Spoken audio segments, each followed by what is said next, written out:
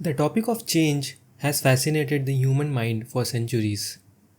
It is, as the famous statement goes, the only constant, the most sublime paradox of all time. In my channel till now, we have had some discussions on objects and their properties. Objects were treated as static. It is as if we were talking about a screenshot of time. But what about an entire film? As with most topics that are right at the very foundations of philosophy, the topic of change has been viewed quite differently by different schools of thought.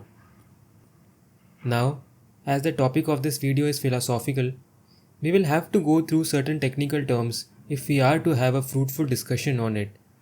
However, don't get scared by the jargon and just try to focus on the underlying arguments. The oldest and perhaps the most commonsensical stance to view change is to postulate that there is a subject, a concrete particular that is the stratum that undergoes change. This was the view put forward by Aristotle in a work that now goes by the title Physics. In that text, Aristotle wrote, "Now in all cases other than substance, it is plain that there must be some subject, namely, that which becomes. For we know that when a thing comes to be of such a quantity or quality, or in such a relation, time or place, a subject is always presupposed, since substance alone is not predicated of another subject, but everything else of substance. But that substances too, an underlying else that can be said to be without qualification, come to be from some substratum, will appear on examination. For we find in every case something that underlies from which proceeds that which comes to be.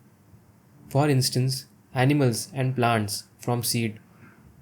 Generally, things which come to be in different ways, by change of shape as a statue, by addition as things which grow, by taking away as the Hermes from the stone, by putting together as a house, by alteration as things which turn in respect of their material substance.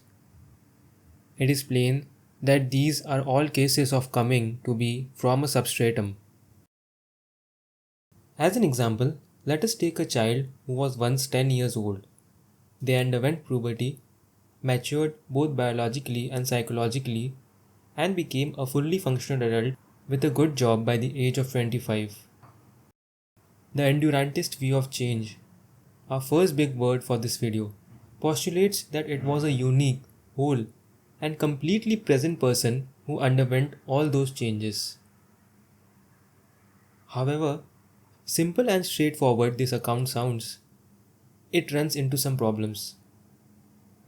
If we consider persisting to involve an object being wholly and completely present, what about losses in certain parts of the said object? How do we account for the loss of a string of a guitar or the loss of one's hair?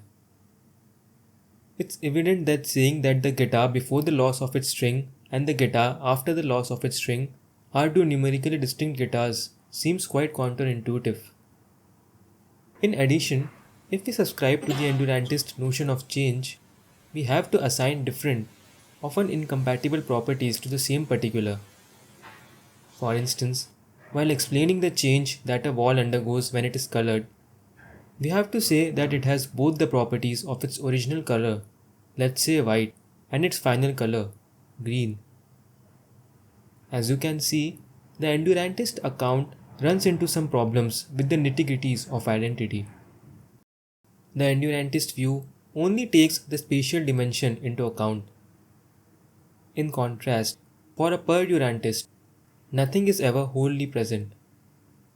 A perdurantist will also take into account the temporal dimensions of a concrete particular. Each different stage in an object's transition is actually a screenshot in time. In this way, there is no need to explain how the same particular, the wall in this case, can have different instances of the same property, that is, color. This eliminates the need for giving an account of the relation between the two instances. Stated another way, a perdurantist never accepts that an object changes over time. It is just that at different times, we are seeing different parts of the same object.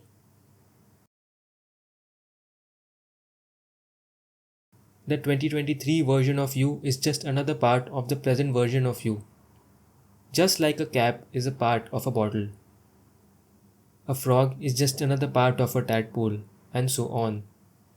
The last example might not make much sense, but I have deliberately chosen it to highlight just how counterintuitive this view is, and why its statements might not make much sense when we use ordinary language, which implicitly assumes many of the postulates of an endurantist view.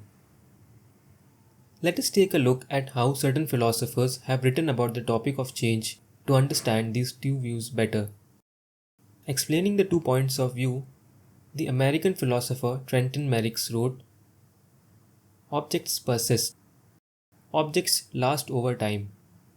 The computer I use today is the same computer I used yesterday." Some philosophers think objects last over time by having temporal parts.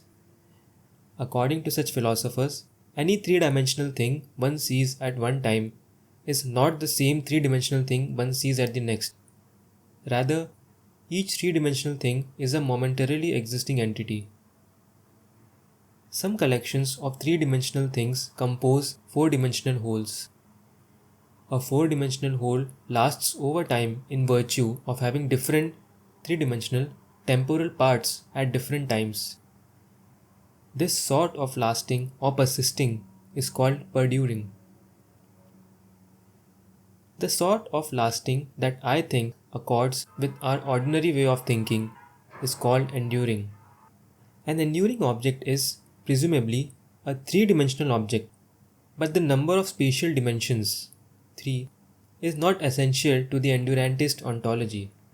What is essential is that an enduring object has no temporal parts. What more can be said about endurance? An enduring object is usually defined as one that is wholly present at each time at which it exists. Being wholly present is often taken to amount to simply not having temporal parts. Enduring, it would seem, just as lasting over time, but not by the way of temporal parts. In a way, if you take the perdurantist argument to the fullest, you sort of postulate that there are static objects existing in different instances of time. The connection between the two instances gives the illusion of there being a continuity. It is a fundamentally different view of looking at processes and change than our common sense view of change. This is why, in contemporary philosophy, you will often find more writings on the perdurantist view of things, since it is the one requiring more justification in the first place. The endurantist position is taken to be the default one, requiring not much argument in its support. The fact that the perdurantist argument aligns more with our current understanding of the space-time continuum in physics hasn't had much force in changing the narrative when it comes to metaphysics. But I guess that should be it for an introductory video on the topic of change. Tell me in the comments below which view do you agree with more, obviously with justifications. And don't forget to hit the subscribe button. It costs you absolutely nothing, but it genuinely helps me monetize the channel in a number of ways.